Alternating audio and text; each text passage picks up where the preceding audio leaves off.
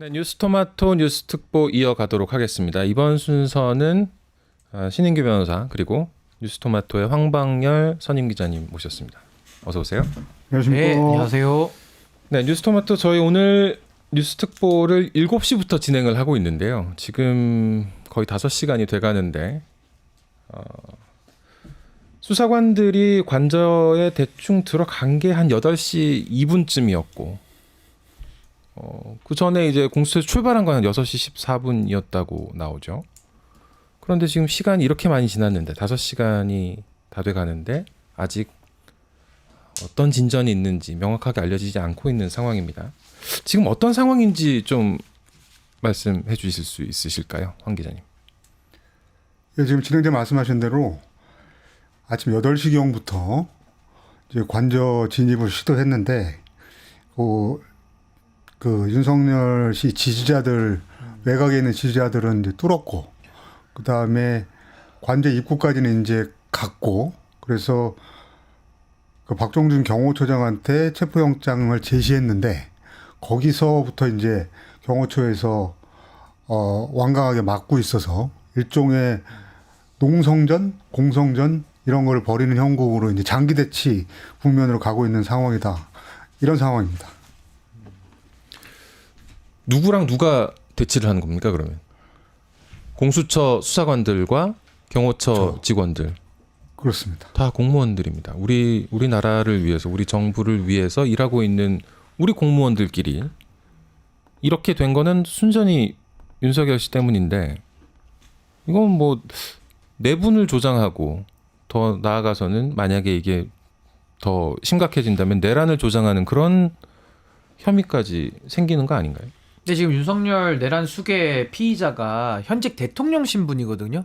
우리 대통령은 우리 헌법 69조에 따라서 나는 헌법을 준수하고 라고 선서하고서 들어가는 것이고요. 또 대통령은 국민통합의 제1책무가 있는 그런 직책입니다. 근데 본인의 지위를 망각하고 뭐 그랬으니까 내란죄를 저질렀겠습니다마는 그래도 끝까지 본인의 잘못을 깨닫지 않을 뿐만 아니라 경호처라고 하는 공조직을 본인의 영장 집행을 그것도 법원이 정당하게 발부한 영장을 막는 도구로 쓴다라는 것은 윤석열이라는 이 지금 내란 수계 혐의 피의자가 얼마나 기본적인 양식조차도 없는 사람인지를 만천하에 드러내고 있다. 그래서 저는 지금 대한민국 국민들께서도 이런 자에게 대한민국의 지난 2년 6개월을 맡겼던 것인가? 라는 실망감도 있으시겠지만은 전 세계가 지금 보고 있는데 참 이런 민주주의 국가의 가장 기본 원칙이라고 하는 법치주의 그리고 우리 헌법의 삼권 분립의 정신이 완전히 붕괴되는 것이 너무 처참합니다. 근데 대선 후보 TV 토론 때 네. 손바닥에 왕자 쓰고 나오는 사람이었잖아요. 썼었죠. 네. 그런 사람한테 참 기대를 했던 게 참 후회스럽고 안타깝고 그렇습니다.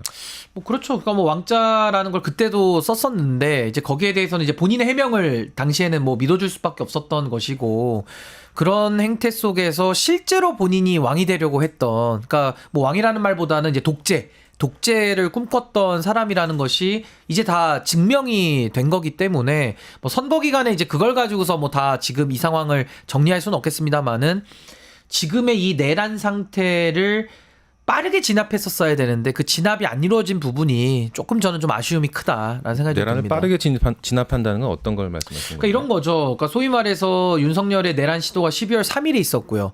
그 이후에 국회에서 탄핵을 12월 14일에 하지 않았습니까? 바로 영장 청구를 해서 바로 영장을 발부받고 그때 정광석화처럼 집행까지 끝내버렸더라면 시간도 단축되고 이런 혼란까지 오지 않았을 텐데 그때도 탄핵 이후에 영장 청구까지도 너무 늦어졌었고 또 영장이 발부됐는데도 집행을 또 늦게 하면서 오히려 윤석열의 저런 내란을 정당화하는 선전선동의 장을 만들 수 있는 그런 시간적 여유를 좀 준 거 아닌가. 저는 공수처가 그 부분을 좀 뼈저리게 받아들여야 된다고 생각합니다. 황 기자님은 이게 좀 그 의견에 동의하시나요? 이게 좀 참 늘어졌다. 내란 혐의에 대한 여러 법적 절차를 좀 더 서둘렀어야 했다라는 게 지금 신인규 변호사 말씀인데. 결과적으로 보면 이제 일종의 정쟁화 이렇게 됐습니다. 그래서 정쟁. 그러니까 보통 여야 간의 정쟁처럼 국면을 이제 만들려고 하는 의도가 좀 먹혔다. 저는 이렇게 생각을 하는데 이제 국힘이 집요하게 이제 그 민주당의 그 잦은 탄핵, 국무위원들에 대한 잦은 탄핵을 문제를 제기했고, 그 다음에 상당수 언론들이 이 경제를 살려야 되는데 정치권에서 경제를 죽이고 있다. 그러니까 마치 12.3 내란 이런 게 없었던 것처럼 그 전에 여야 공방 수준으로 지금 상황을 다루고 있는 거죠. 이게 일종의 프레임이 만들어지면서 정쟁 상황으로 국면을 바꾸려고 하는 내력이 일정 부분은 좀 먹혀 들어가는 상황이다. 근데 이제 오늘의 이 상황을 보면 저렇게 5시간 넘게 국가 공공기관들이 윤석열 씨의 사병인 것처럼 마치 사설 경호업체나 사설 군사기업처럼 저렇게 행동하는 모습을 보면 이게 실시간으로 우리 국민들이 다 보고 계시고 그다음에 전 세계적으로 이게 지금 어마어마한 화제가 돼서 지금 보도가 되고 있는데 대한민국에서 저런 상황이 벌어질 거라고 해외에서 예상한 사람들은 없을 겁니다. 이게 그렇게 정쟁화하는 것의 실체, 정쟁이라고 주장하는 것의 실체가 무엇인지 굉장히 오늘 상황을 보면 그런 정쟁 프레임에 상당히 파열을 내는 상황이 지금 진행되고 있다 이렇게 생각을 할 수 있을 것 같습니다. 정쟁을 할 일이 아니지 않습니까? 이건 지금 민주주의가 요구하는 원칙들을 지킬 것이냐 말 것이냐의 문제. 아까 신경 변호사님도 강조하신 삼권분립의 문제. 여러 가지 민주주의가 우리한테 전제로 요구하는 여러 질서들을 지킬 것이냐 말 것이냐의 문제에서 계속 그게 아닌 쪽을 택하는 사람들에게 민주주의의 잣대로 선을 그어주고 어떻게 할 것을 요구하는 그런 합법적인 법 집행에 대해서 지금 반발하고 있는 그런 과정이기 때문에 이건 민주주의와 민주주의 아닌 사람들의 싸움처럼 지금 돼가고 있는 것 같습니다. 소위 말해서 헌법을 수호할 것이냐 아니면 헌법 붕괴를 놔둘 것이냐, 그러니까 내란을 진압할 것이냐 말 것이냐. 우리가 뭐 복싱 경기에서도 복싱의 룰이 있지 않습니까? 위험한 운동이다 보니까 글러브를 껴야 되고 어디 정해진 부위만 타격하게 되어 있는 건데 어떤 사람이 갑자기 둔기를 들고 복싱장에 올라와서 나는 복싱 경기를 둔기 들고 해보겠다. 그럼 그거는 링에서 영구 제명을 시켜야 되는 거거든요. 그러니까 그런 것과 마찬가지로 우리 헌법이라는 것이 제정이 돼서 지금까지 여러 차례 개정이 되어 왔고 우리가 지금 6공화국 말미에 이제 7공화국을 넘어가자 이런 얘기하고 있는 상황 속에서 아직도 공화국의 정신을 이해하지 못하는 어떤 특정인에 대해 마치 아까 뭐 왕이라는 표현도 하셨습니다만은 독재를 꿈꾸는 그 독재 질서 속에서 대한민국의 민주공화국이라고 하는 헌법 1조의 1항에 그 원칙까지도 서슴지 않고 부정하는 세력들, 그걸 이제 뭐 내란 세력으로 우리가 지금 경험을 하고 있는 건데 그 자들의 준동과 선전선동이 너무 지금 심해지고 있다. 그러면서 지금 영장 집행까지 경호처가 동원돼서 막는 이런 지경까지 온 거기 때문에 저는 지금이라도 공수처가 기동대 몇 명 가지고 저거 정리 안 됩니다. 제가 볼 때는. 저는 서울청에다가 요청을 해서 물론 경찰청 차장이 결정 내려야 되겠습니다만은 전 경찰 특공대를 가장 강력하게 전 투입을 좀 해야 된다고 생각이 들고 당연히 유혈 사태 나면 안 되죠. 그건 당연히 누가 물어내도 그건 당연히 동의한 사람이 없는 건데 가장 압도적인 무력을 보여야 전 경호처가 저 경을 푼다고 봅니다. 저렇게 대치만 해가지고는 집행이 안 돼요. 그럼 저렇게 해서 공권력이 땅에 떨어지고 영장이 집행되지 않는 나라를 만든다? 와, 그럼 그건 민주공화국 하지 말자는 얘기인데요. 상권분립을 이제 앞으로는 지키지 말자는 얘기이기 때문에 이거는 매우 안 좋은 선례를 남길 수 있다. 전 그렇게 봅니다. 그렇긴 한데 또 경호처도 중화기를 보유하고 있는 아주 강력한 무장 집단이고 그렇기 때문에 유혈 사태에 대한 우려가 계속 컸던 게 사실이죠. 근데 그 차이는 있죠. 경호처도 확인은 갖고 있지만 더 압도적인 경찰 특공대가 들어간다라는 거는 이제 전력의 비교 우위라는 게 있는 것이고 경찰 특공대도 무력 쓰려고 들어가는 게 아니거든요. 보여주는 겁니다. 보여주려고 들어가는 것이고 영장의 집행을 원활하게 하기 위해서 막힌 혀를 뚫기 위해서 보여주자는 거지. 생각해 보십시오. 그 군 장성들, 수도방위 사령관, 특전사령관 다 그 사람들도 경호처가 가진 무력보다 더 큰 무력을 동원할 수 있는 지위에 있던 사람들인데 법원의 영장에 다 순응해서 다 집행이 끝났습니다. 그러니까 제가 얘기하고 싶은 거는 경호처의 그 공무원들이 그 화기는 갖고 있지만 그 화기를 가지고 본인이 윤석열 하나 지키겠다고 그 화기를 쓴다? 이 굉장히 비이성적이거든요. 그러니까 윤석열은 지금 상당히 이성을 잃은 상태지만은 저는 그 아래 있는 경호 공무원들은 그렇게까지 상태가 안 좋지는 않을 것이다라는 믿음과 확신 속에서 저는 경호특공대가 이제는 투입이 되는 것을 전 검토해볼 시점 아닌가라는 생각이 듭니다. 그렇죠. 민주주의의 반대말은 공산주의, 사회주의가 아니고 독재죠. 민주주의의 반대말은 독재, 왕정입니다. 공화국의 적이죠. 경호처 직원분들도 민주주의 국가의 시민들이고 그렇기 때문에 독재나 왕정에 복무하는 그런 행태를 보이지 않으실 거라고 믿어야 할 것 같습니다. 근데 이렇게 보시면 어떨까요? 집에 강도가 칼 들고 들어왔는데 좋은 말로 설득하고 내보내거나 대치하면서 그걸 풀 방법이 있을까요? 집에 강도가 들어오면 원튼 안 원튼 들어온 거거든요. 그럼 그때부터는 강도는 진압할 수밖에 없는 거예요. 경찰을 부르든 특공대를 부르든 아니면 본인이 무슨 정당방위든 자력구제를 하든 뭔가 진압이 돼야 강도가 처리가 끝나는 거지. 집에 강도가 원치 않게 들어왔는데 그 강도를 좋게 설득해서 타협해서 내지는 좋은 방식으로 민주적으로 내보낼 방법이 있습니까? 압도적인 무력차를 압도적인 무력으로 보여야 이건 한다. 보여줘서 제압을 하는 수밖에 없다. 전 그렇게 봅니다. 압도적인 무력 차이가 일시적이지만 어쨌든 평화를 가져오는 것도 사실이죠. 지금 내란 세력이에요. 내란 세력을 진압하는 데에는 저는 그 방법 말고는 뭐 떠오르는 방법이 없습니다. 제가 볼 때는. 황보영 기자님, 이번 내란 사건이 지금 진행되는 와중에 그 작년에 있었던 드론 사건이 어쨌든 이 내란 과정과 관련이 있다라는 보도가 지금 계속 나오고 있습니다. 이건 좀 어떻게 봐야 될까요? 그거는 굉장히 개연성이 있는 거죠. 그때부터 이제 사실 의심들이 있었습니다. 네.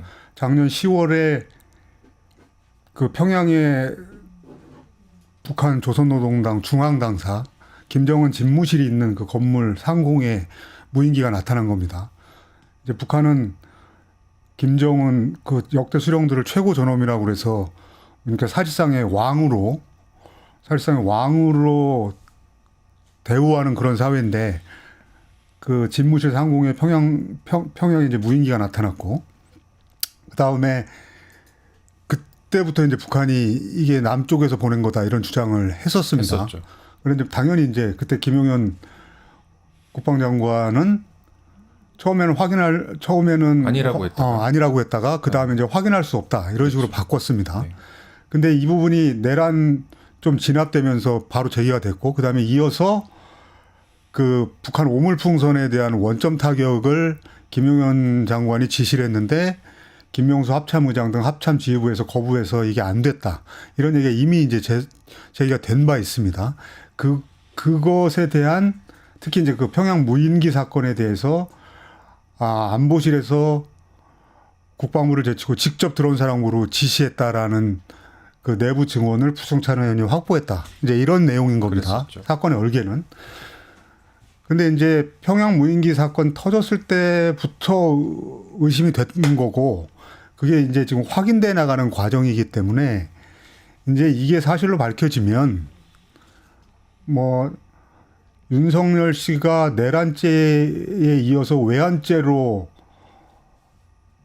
확정된다.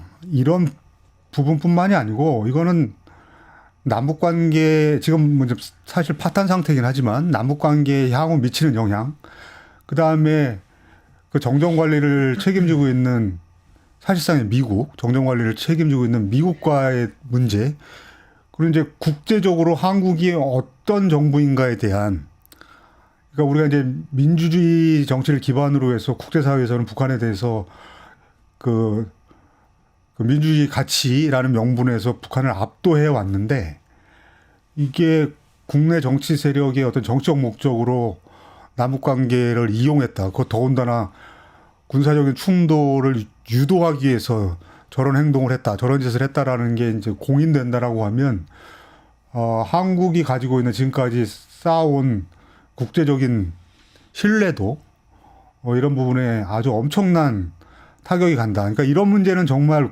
정부를 막론하고 어느 정부냐의 차원이 문제가 아니고 이거는 아주 작은 부분까지 샅샅이 다 파악해야 될 문제입니다. 이게 시간이 꽤 걸리나요? 이런 그 전체 전모를 파악하려면은 얼마나 그렇지 않을 겁니다.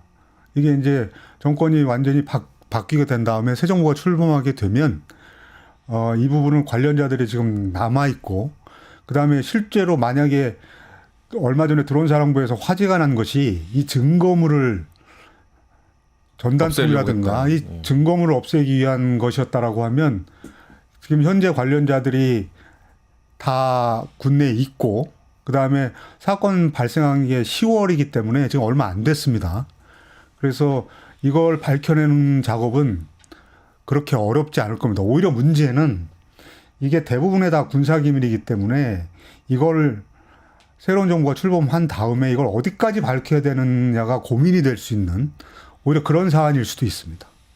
하지만 해야죠. 다 밝혀내야 되는 거 아닌가요? 이건 뭐 이제 당위론의 영역으로는 그런데 실제로 어느 정도 공개해야 그렇게 되는가 되면 우리의 전력을 다 공개하고 이렇게 뭐 되는 등등의 문제들이 있을 문제가 수 있겠군요. 있습니다. 잘 알겠습니다. 체포 영장 집행이 아직도 뭔가 이루어졌다는 소식은 들려오지 않고 있는 상황인데 오늘 오후까지 계속 이어지겠죠. 만약에 지금 뭐 당장 되는 게 아니라면. 지금 뭐 일단 대치 상태를 풀 방법은 없는 거죠. 서로 뭐 평행선에 주장을 하고 있는데 그 자체가 사실은 민주공화국에 원래 맞지 않는 걸 가지고 지금 논쟁을 하고 있는 거거든요. 그래서 전 여기에 대해서는 더 이상의 대화의 의미는 무의미하다라는 생각이 들고 압도적인 무력. 저는 아니 영장을 그럼 집행을 할 것이냐 안 할 것이냐만 우리가 고민해서 답을 해야 되는 것이고 아마 대한민국 국민들 누구를 붙잡고 물어보시더라도 영장 집행해야 된다라는 의견이 당연히 100%죠. 그걸 어떻게 타협합니까? 그럼 영장을 집행할 수 있는 실질적인 물리적인 해결 방안 이걸 마련을 해야죠. 근데 거기에 대해서 당연히 유혈 사태는 우리가 일어나서는 안 되기 때문에 그걸 최대한 우리가 막는 조치를 하면서 최대전 압도적 무력을 가지고 저는 이건 진압해야 된다. 이거를 뭐 설득해가지고 불 끄는 방법 있습니까? 소화기 갖고 와서 뿌려서 진화를 하는 것이지 내란을 좋게 설득하고 얼레가지고 내란범을 물리친다? 저는 그 자체가 좀 어불성설 아닌가라는 생각이 듭니다. 지금 오늘 상황을 보면 지금 들어온 속보 잠시 알려드리면 공수처와 경호처가 계속 대치를 하고 있는데 만약에 그 경호처에서 거세게 저항을 하면은 특수공무 집행 방해로 체포를 할 수 있다라는 얘기가 있었지만 아직 공무집행방해로 체포가 이루어진 사례는 아직 없다는 속보가 올라왔습니다. 네, 말씀해 주시죠. 우리가 이제 수사적으로 현재 내란이 진압되지 않고 진행 중이다 이런 표현을 수사적으로 많이 써왔는데 오늘 상황에서 이게 아주 적나라하게 확인되고 있다 이런 생각을 합니다. 수사가 아니라 현실이란 말씀이시죠? 그렇습니다. 지금 내란이 진행되고 있는 겁니다. 그러니까 내란이라는 거를 좀 다르게 표현하면 권력이 두 개라는 거거든요. 지금 이중 권력 상황이 해소되지 않고 있는 겁니다. 적법하게 법원에서 발부한 국가기관의 체포영장이 다른 국가기관들을 통해서 그것도 물리력으로 집행이 되지 않고 있는 상황이지 않습니까? 그렇죠. 근데 곳곳에서 지금 한쪽 권력이 공권력을 행사하는 거를 해태하고 있는 상황들이 계속 나타나고 있습니다. 지금 대표적으로 최상목 권한대행이 오늘 입장을 이렇게 냈습니다. 관계 기관들이 법과 원칙에 따라 적절히 협의에 처리되기를 바란다. 자기 개입하지 않겠다는 겁니다. 그러니까 공권력을 행사해야 될 때 행사하지 않고 해태하고 있는 겁니다. 그다음에 지금 저 한남동 관저에서 군병력들이 나타났다고 하는데 이 사람들이 공수처의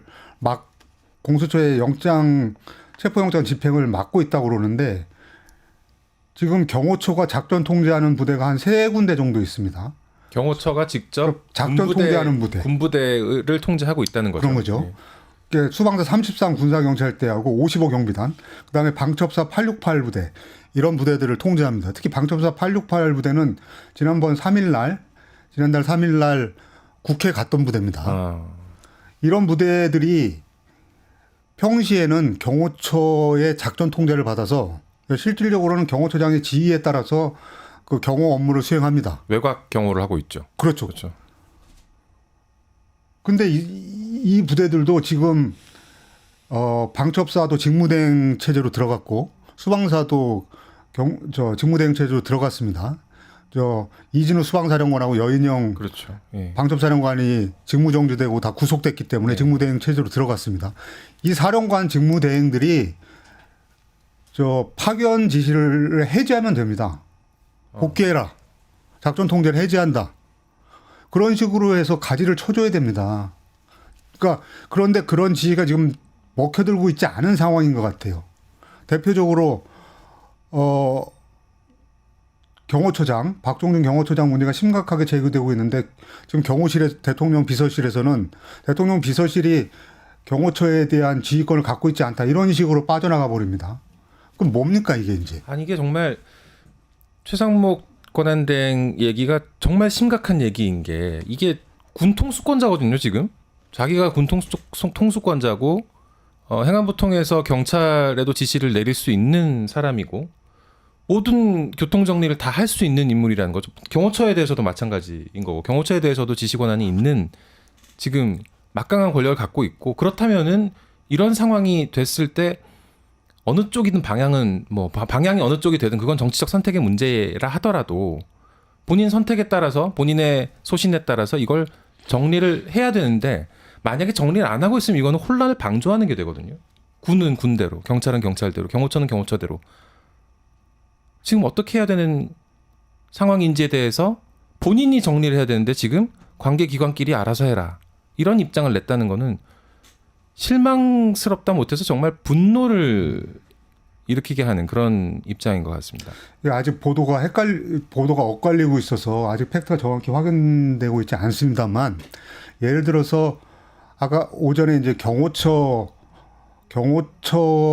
소속으로 보이는 장갑차가 등장했습니다. 그리고 이제 지금 신인규 변호사님 얘기하신 대로 경찰 특공대나 이런 데서 다른 무력을 사용해서 뭐 장갑차라든가 중무장한 병력이 나타나서 그게 양쪽이 대체하는 상황이 벌어져 가지고 이런 게 이제 외신에 나가면 지금 12월 3일 날 계엄 내란 발생한 거에 버금가는 또는 그 이상으로 가는 국제적인 충격을 주게 될 겁니다. 그러니까 이제 최상목 대행은 경제 때문에 자기가 헌법재판관 2명을 임명했다 이런 얘기를 하고 있는데 이게 지금 가장 크게 경제에 악영향을 미치는 사안으로 등장할 겁니다. 말씀하시는 사이에 윤석열 씨 변호인단이 대통령 관저 한남동 대통령 관저에 들어갔다는 속보가 왔습니다. 윤석열 씨 측은 체포영장 집행이 오늘 이루어지지 못할 거라는 입장을 앞서 냈었는데 지금 변호인단이 관저에 도착했다는 속보가 들어왔습니다.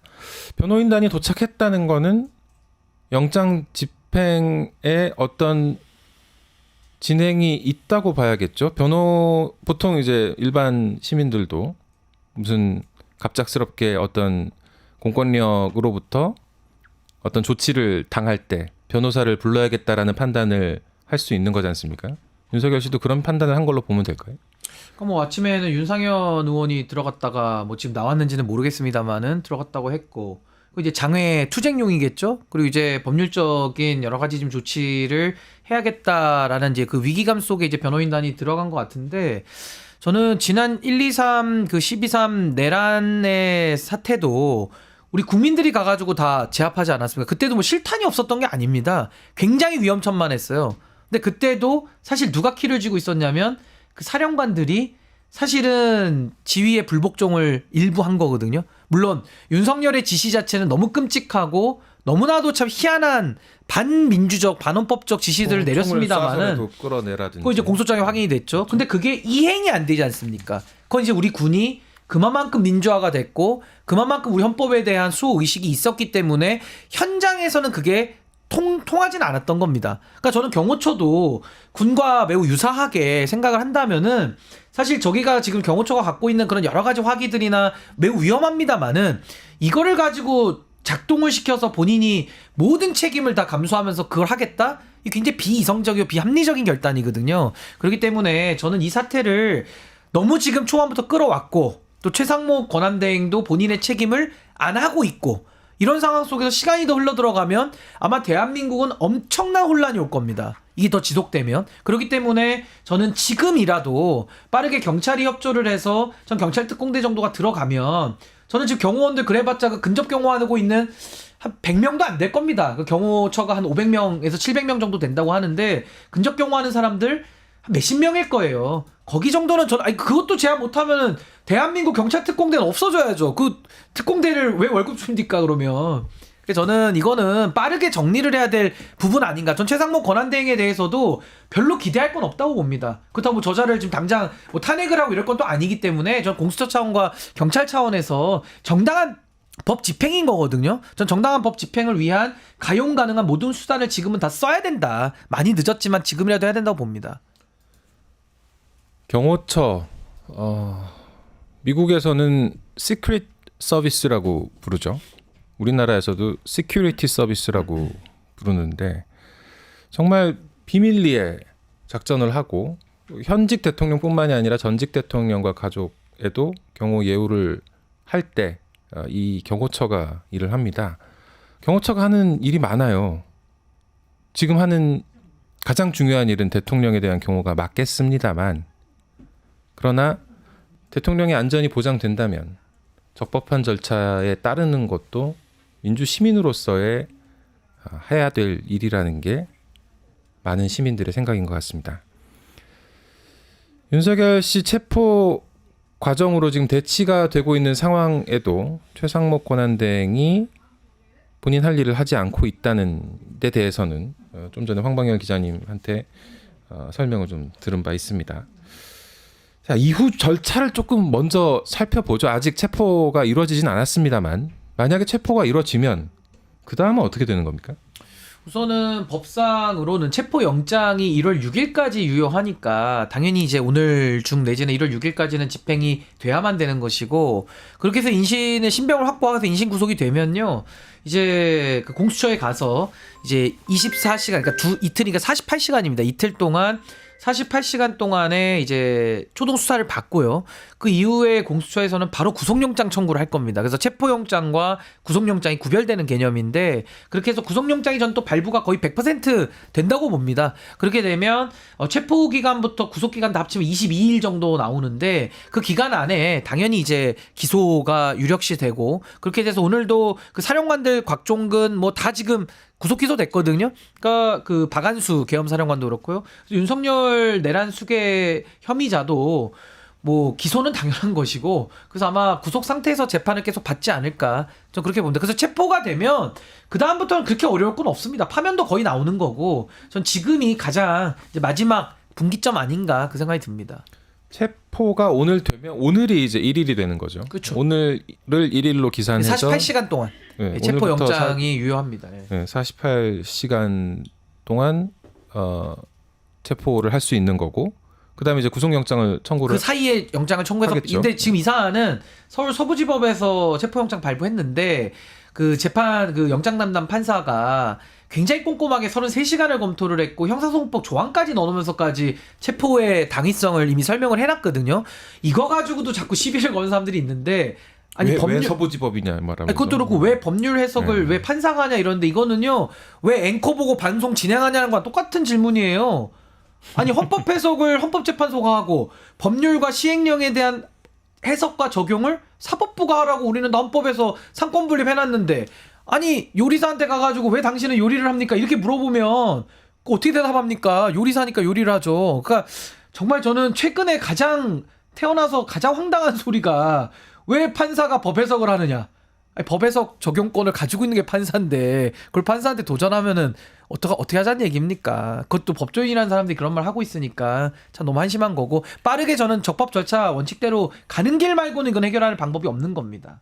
권영세 국민의힘 비대위원장이 윤석열 씨는 도주나 증거인멸 우려가 없기 때문에 체포 안 해도 된다라는 얘기를 했나 봐요. 그건 체포가 아니라 구속 얘기 아닌가요? 아니 그러면은 그렇죠. 체포는 이제 소환 불응일 때니까 그렇죠. 요건도 지금 까먹으신 네, 것 같고 네. 권영세 이분도 검사 검사 출신인데 그렇게 법 해석을 하고 싶으면요. 지금도 경력법관 제도가 있습니다. 법관으로 지원해서 판사로 가시면 아마 시군법원에 배치될 거예요. 그 연세 때. 그러니까 그렇게 해서 법률 해석 적용권을 가지시고 그 말씀을 하셔야지. 아니 정치하시고 여당의 대표라는 분이 본인이 법에 대해서 왈가왈부한다. 그냥 당 일이나 좀 잘 하시기를 바랍니다. 정말로 월권하지 마시고. 48시간 동안 체포를 할 수 있고 그동안 이제 공수처에서 조사를 하는 거죠. 인신 구속이 돼 그렇죠. 있으니까. 공수처에 지금 뭐 건물도 보안을 굉장히 강화한 상태고 조사하는 곳에는 아마도 상당히 공간을 많이 비워놓고 있는 그런 상태일 거라고 짐작은 됩니다. 그리고 권영세 대표는 검사 경력만 있는 것도 아니고 네. 안기부 경력도 3년이나 있는 분이에요. 그렇죠. 그래서 이 굉장히 점잖고 뭐 낮은 목소리 이렇게 나오지만 굉장히 이런저런 경험이 많은 분입니다. 그러니까 근데 지금 옛날 생각만 가지고 지금 접근을 하는 것 같아요. 근데 지금 국민의힘 역사로 보면 그 전신정당들 역사를 보면 차떼기당 이런 게 가장 심각한 오명으로 뒤집어 쓰고 있는데 지금 차떼기당한테 비할 일이 아닙니다. 차떼기당 때는 차떼기 할 때는 저 만남의 광장 이런 데서 돈 150억을 실어가지고 차떼기로 넘겨주고 막 이런 것들이 말로만 나왔지. 국회의원이 직접 운전해서 네. 왔다고. 그 차하고 키를 한꺼번에 넘겨주는 형태로 해서 돌을 전달했다 이렇게 나왔는데 이런 것들이 다 글로만 있지 영상이나 이런 자료가 없습니다. 그러니까 이미지가 약해요. 그냥 말로 차떼기당이고. 근데 지금 이 내란당이라고 하는 거는 이 시청각 자료가 너무 많습니다. 그러니까 윤상현 의원이 뭐 1년 지나면 다 까먹는다. 그럼 뭐 권성동 원내대표는 얼굴 두껍게 하고 다녀라. 그렇게 될 문제가 아닙니다. 그 시청각 자료가 정도가 다르다는 거. 계속 쌓이고 있습니다. 오늘 이 장면, 오늘 한남동 관저 앞 장면들을 우리 국민들이 기억에서 잊어버릴 수 있겠습니까? 그러니까 이제 차떼기 당에서 이쯤 되면 이제 내란 잔당이 되는 겁니다. 내란 잔당. 그래서 저 내란 잔당들에 대해 가지고는 저는 뭐 반복되는 말씀입니다만은 설득과 타협으로 내란을 진압하는 방법 있으면 한번 얘기 좀 해보십시오. 그 있습니까? 아니 저는 우리가 없는 걸 찾으면 어떡해요? 있는 걸 갖다 해야 되고 가장 안정적으로 뭐 여러 가지 가용 가능한 수단을 우리가 다 총동원하되 최대한 유혈 사태 안 나도록 우리는 이제 방어하고 여러 가지 조치들을 취하는 건데 지금은 내란이라니까요. 이게 굉장히 위험한 상황이고 위험한 상황에서 안이하게 대처하면 최악의 결과가 나오는 겁니다. 저는 정신 똑바로 차리고 지금은 오동훈 처장이나 경찰청의 차장 그러니까 청장 직무 대리겠죠. 이 두 분의 판단이 굉장히 중요하고 지금은 저 영장 집행을 위해서는 모든 가용한 수단을 다 써야 된다. 전 그렇게 봅니다. 안 그러면 더 큰 혼란이 올 거예요. 내일 토요일입니다. 더 심해지죠. 영장 집행을 어제부터 사실상 준비를 공수처에서 그 관저 입구를 좀 정리하고 그다음에 오늘 아침에 일찍 들어갔는데 그나마 평일에 이제 시도한 이유가 이 찬성하는 사람들이든지 반대하는 사람들이든지 이 인원이 적게 모이는 시점을 택한 건데 지금 이 정도로 국민들 경황시켜 놓으면 내일 토요일 날 되면 어떤 상황이 벌어질지 이거 누구도 이제 감당하기 어렵고 예측하기 어려운 상황이 발생할 수 있습니다. 그러니까 지금 책임이치 있는 사람들은 좀 냉정하지만 냉정하면서도 아주 단호하게 움직여야 될 때입니다. 저는 우리 기자님 말씀에 100% 동의하고 최상목 가장 중요하죠. 근데 저 기대가 없다는 겁니다. 이번에 헌법재판관 임명하는 거 보십시오. 하나를 보면 열을 한다고 기대가 없어요. 그러면 유일하게 지금은 적법한 권한을 갖고 법 집행하는 주체가 공수처와 경찰입니다. 공수처 신생기관 아닙니까? 오동훈 처장 조직의 명운을 걸고 해야 되는 것이고 경찰 14만 명의 가장 민간에서 뭐 경호처요? 경호처를 한 1000개를 합친 거 해도 안 맞을 거예요. 그 규모 자체가. 가장 큰 조직을 갖고 있는 경찰에서 이걸 가지고서 밀리고 공권력에 권위를 못 세운다? 그럼 경찰 문 닫아야죠. 그리고 국민들은 세금 왜 냅니까? 세금 낼 이유가 없죠.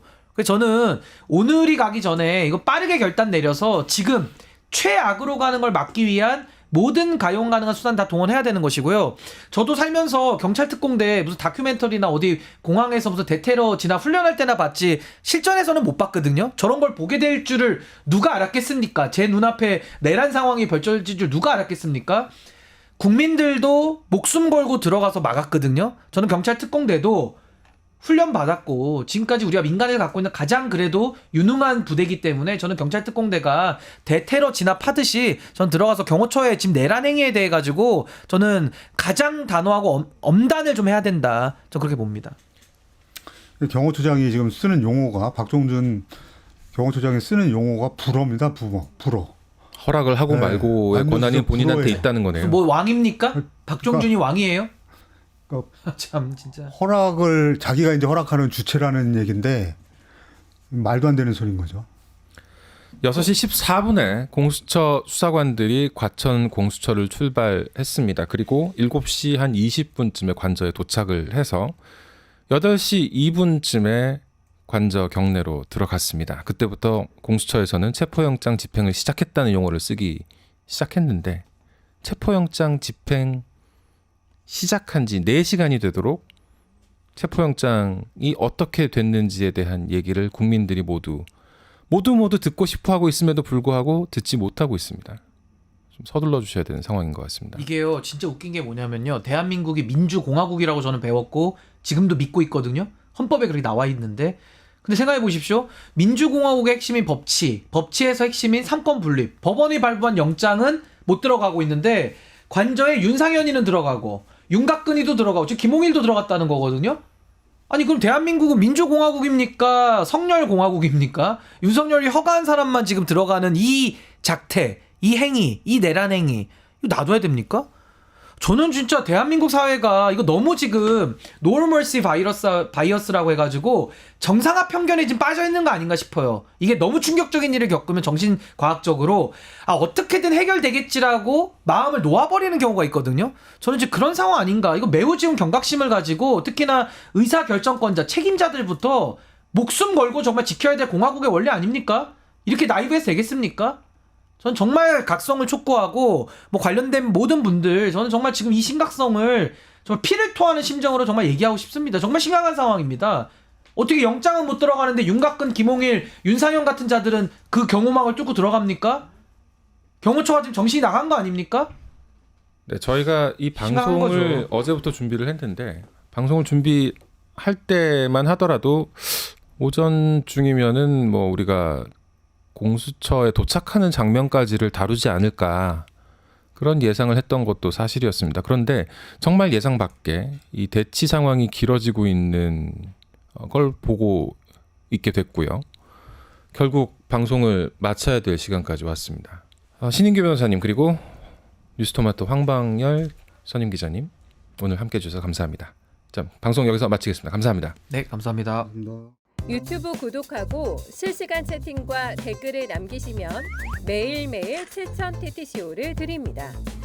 참여 방법은 통통물 어플을 다운로드하고 회원가입과 로그인을 해주세요. 마이페이지에서 나의 회원 고유 번호를 복사해주세요. 유튜브 구독 후 실시간 채팅이나 댓글창에 고유 번호를 한 번만 입력하면 준비 끝! 지금 유튜브 채팅과 댓글 쓰기 참여하고 실천 TTCO 받아가세요.